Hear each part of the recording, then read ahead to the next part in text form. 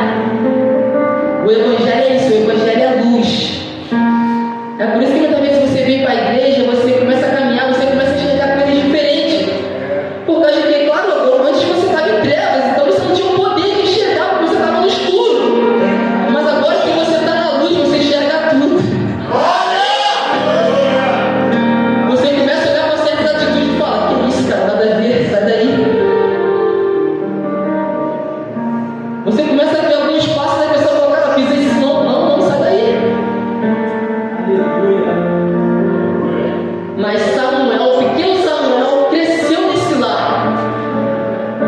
Um lar totalmente desestruturado. Um lar onde tinha vamos supor, um pastor que já não tinha um acesso com Deus. Tinham jovens que eram para ser na força da igreja, mas estavam totalmente desviados. Mas está ali o pequeno Samuel como promessa de Deus. E sabe o que tem muitas vezes hoje em dia? A gente fala, cara, não tem. Deus promete uma coisa para você, você fala, não tem como isso ser possível. Meu pai não é pastor, não tem como alguém me ensinar. Nem em casa só observo, não tem como alguém me ensinar. Deus falou que me levaria a lugares impossível. Mas o pequeno Samuel não. O pequeno Samuel, ele acreditou. Mesmo sem entender, ele acreditou. E quando Deus falou na casa dele, cara, o engraçado disso é que o único lugar que Deus falava era no sumo sacerdote. Eu não tenho muita pessoa que tinha acesso, era o sumo sacerdote e os profetas. Além dessas duas figuras, mas ninguém ouvia a voz de Deus. Mas Deus resolveu falar com o pequeno Samuel.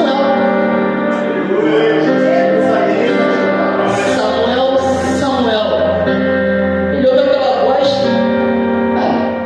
Eli, está falando comigo? Vou lá ver. Senhor, me chamas? Ele, não te chamei, volte a dormir. Aí ele volta para o quarto. Samuel, Samuel. Ele volta de novo lá no Eli. Senhor, você me chamou? Ele, não te chamei, volte a dormir. Eu já não voltaria. Uma voz que está falando na minha casa e não é o Eli, vai ficar com medo. Mas Deus sabe como se apresenta para cada pessoa.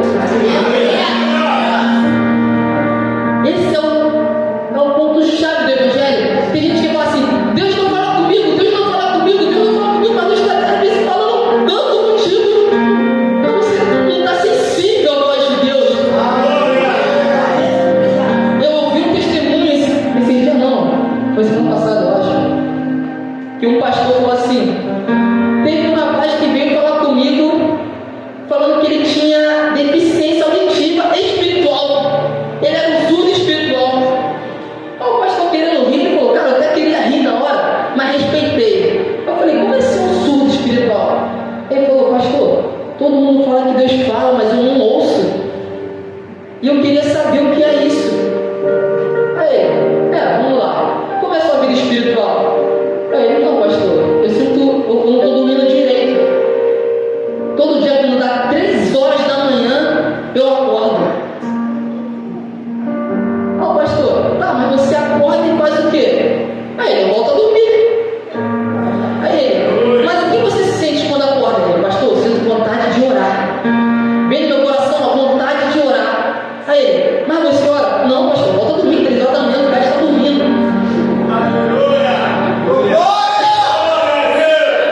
Ele falou, cara, você não tem deficiência. Ele falou, sabe o que eu tive vontade de falar pra ele? Que você está sendo idiota. Porque Deus te chama todo dia às 3 horas para conversar com você, mas você dorme.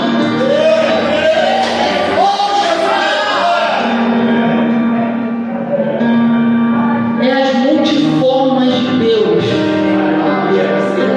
Sabe como Deus fala comigo? Deus fala comigo às vezes no meu trabalho do nada. Sabe o que eu faço? Pego e escrevo. Pego e escrevo, pego e escrevo, pego e escrevo. É alguém que está pregando e vê uma passagem totalmente nada a ver com o que o irmão está falando. Aí eu, caramba, encaixa. Por isso que as pessoas falam, você não é um pregador temático, eu não consigo ficar preso no texto. Eu vou me deixando Deus falando onde Ele quer me levar e isso vai indo. É a forma que Deus fala comigo. Agora você precisa saber a forma que Deus fala contigo. Sabe por causa de quê?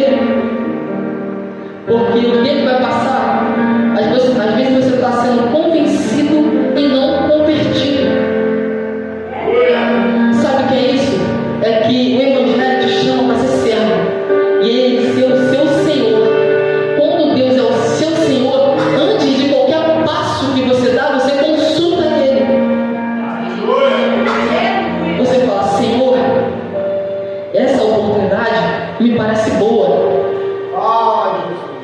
mas cabe ao Senhor querer que eu entre ou não. Mas sabe qual é a nossa decisão hoje em dia? A gente está desempregado, acordado, entrei. Muito obrigado. A gente está precisando de certas coisas, as coisas se abrem. Entrei. O pastor Paulo teve um dia que ele contou uma testemunha aqui, muito simples, mas para mim foi muito eficaz. Ele falou: teve um dia que eu recebi uma proposta de poder pregar numa igreja e recebia mais do que eu recebia na minha igreja. Ele primeiro foi consultar a Deus e Deus falou: não é isso que eu quero para você. Algo muito simples, mas é esse simples que derruba muita gente. Sabe por causa de quê? O inimigo não quer te tirar da igreja. Ele quer que você esteja lá dentro, perdido.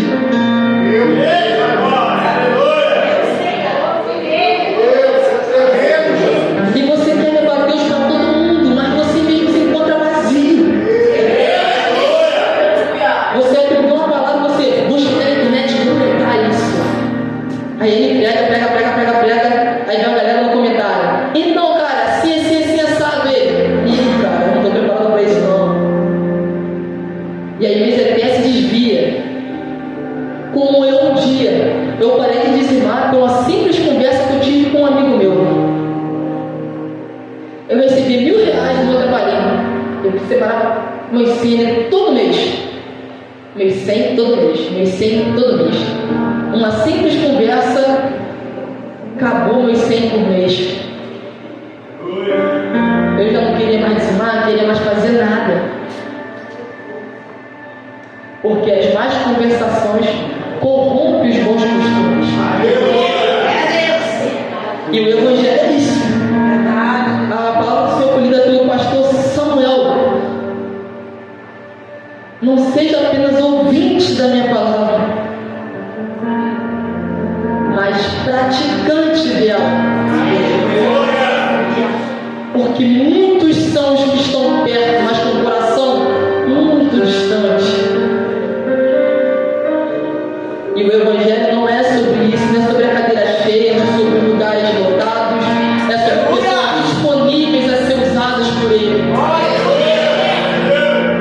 O Evangelho não é apresentado para você, para você falar: não, isso não é para mim, não, isso é para você, irmão. Isso é para todos.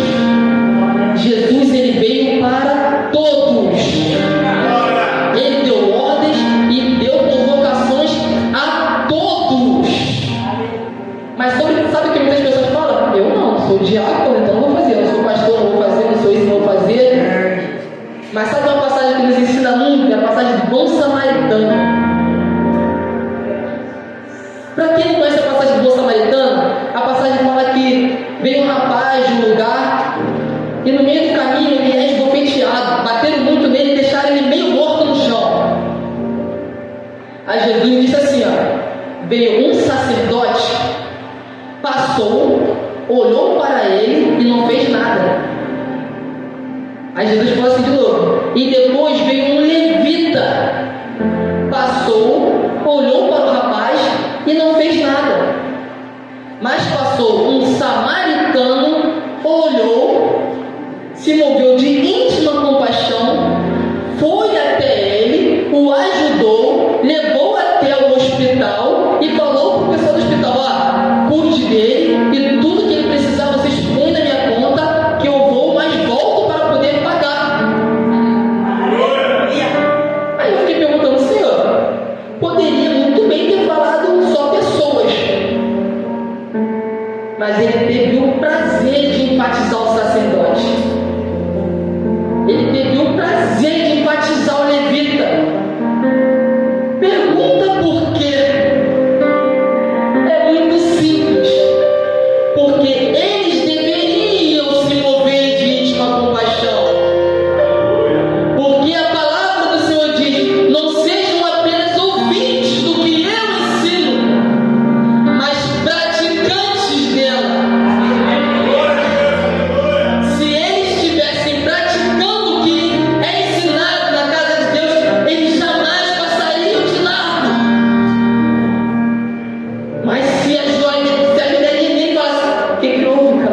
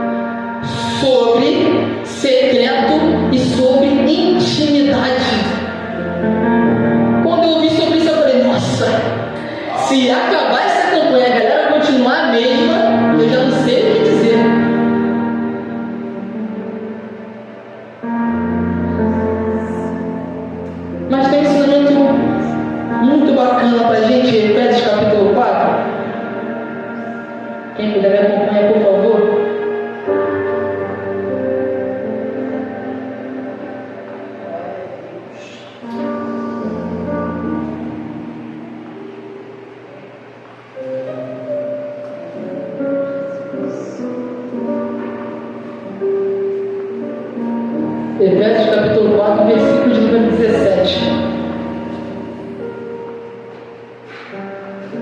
Que diz assim: E digo isto, e testifico no Senhor, para que não andeis como andam também os outros gentios, na vaidade do seu sentido, entenebrecidos no entendimento, separados da vida de Deus pela ignorância que há neles, pela dureza do seu coração, os quais, havendo perdido todo o sentimento, se entregaram à dissolução, para com avidez cometerem toda a impureza.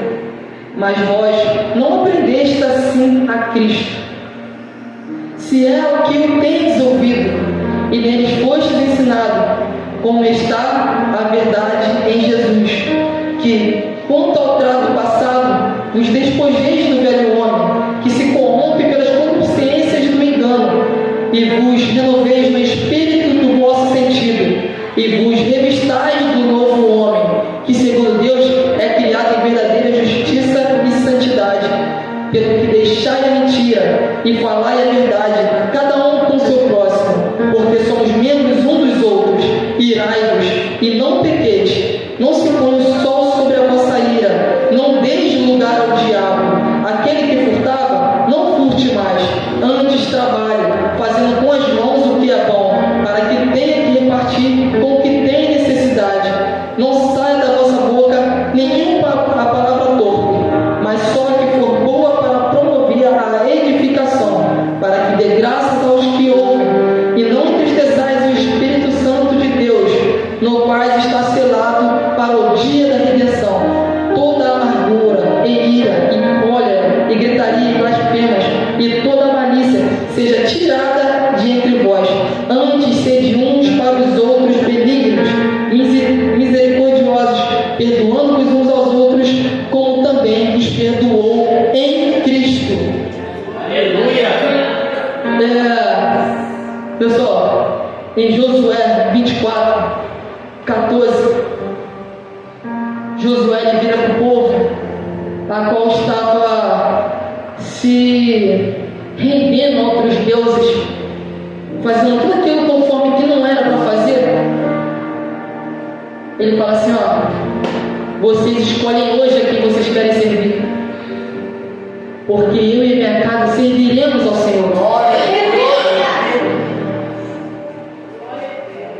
Irmãos, essa é a sabedoria que é derramada sobre nós. Não tenha vergonha do Evangelho. Olha para as pessoas que não se encontram no Evangelho, mas chacotam do Evangelho e falam: cara, eu não sei o que vocês querem, porém eu e minha casa serviremos ao Senhor.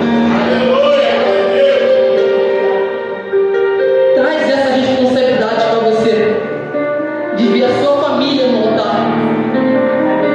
Mas antes de ver a sua família no altar, seja você o altar. Não queira jogar Jesus a goela abaixo das pessoas. Não queira forçar o Evangelho às pessoas. Seja simples, como Deus é simples. Mas a eficácia é gigantesca. A sabedoria que é derramada para sabermos tomar decisões é gigantesca. Para não estarmos na presença de Deus ou na casa de Deus servindo como Eli e seus filhos. A palavra em 1 Samuel fala que a presença de Deus naquela casa, naquela igreja, era escassa. Lá não tinha a presença de Deus. Foi necessário o pequeno Samuel ir para aquele lugar.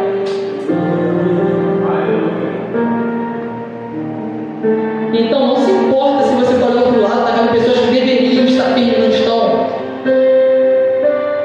Seja você o pequeno Samuel. Seja você, como Romanos 12, versículo 2, versículo 1 e 2 nos ensina. Não vos conformeis com esse mundo, mas transformai-vos pela renovação do vosso entendimento. É necessário primeiro recebermos para depois entregarmos, porque só podemos dar aquilo que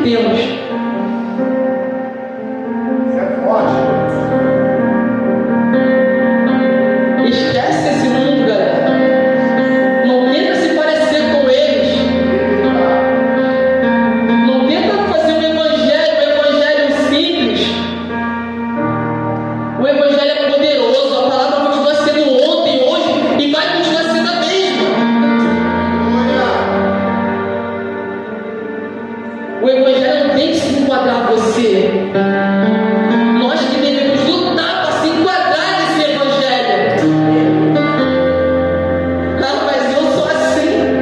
Se Deus me chamar assim, é assim eu vou ficar. Sabe o que isso vai te atrapalhar? De viver no novo. Vai te impedir de ter acesso a coisas que você deveria já estar acessando em Deus. Vai ser aqui naquela passagem: Senhor, vem mais um pouco, vem mais um pouco, está no joelho, está na cintura, está no ombro. Senhor, agora não dá mais para pisar. Então se joga.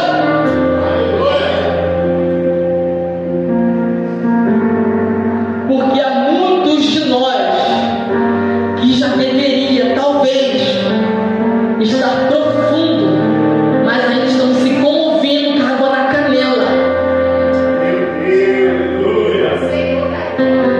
Estamos abrindo os olhos, vendo só um trailer e achando que é o filme todo. Estamos vendo só um pedacinho, mas acha que é só isso.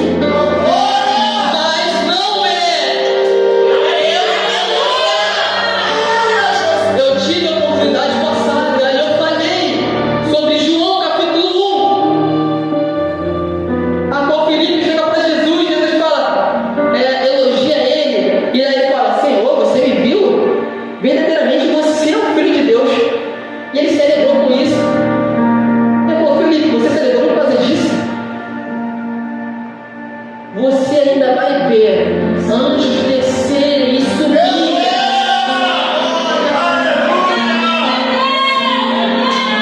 Você ainda vai ver muita coisa acontecendo. Mas sabe o que acontece? É condicional. Sabe o que é condicional? Você faz, se fizer. Você recebe, se fizer. Quer ter acesso à santidade? Seja santo.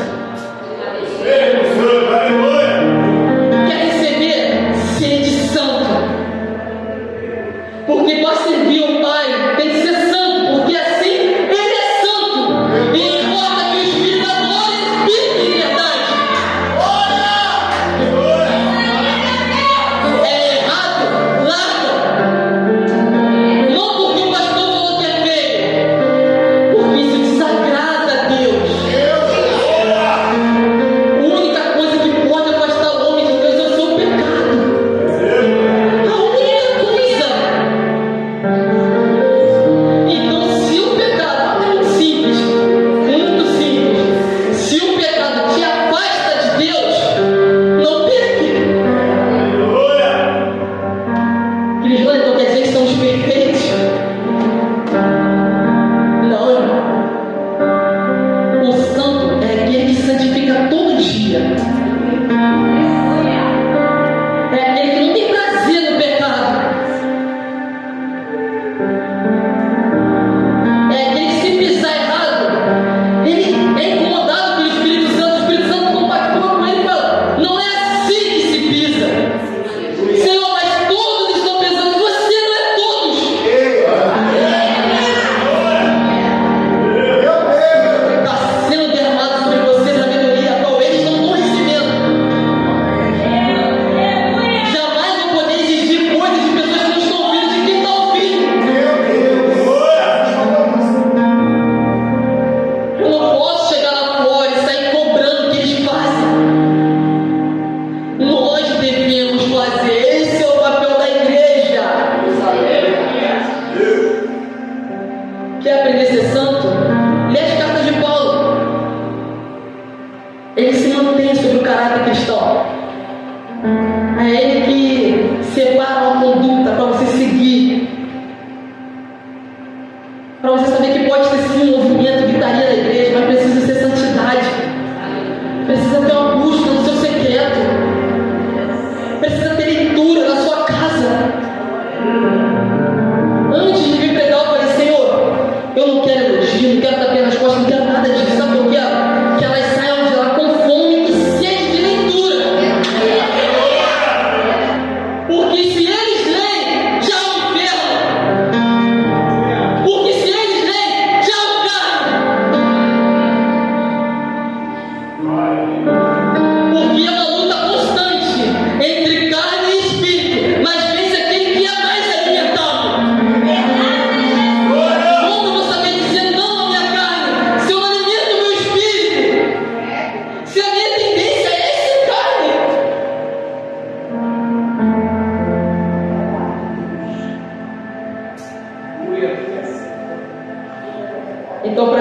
antes de derramar alguma coisa sobre nossa família, se encha.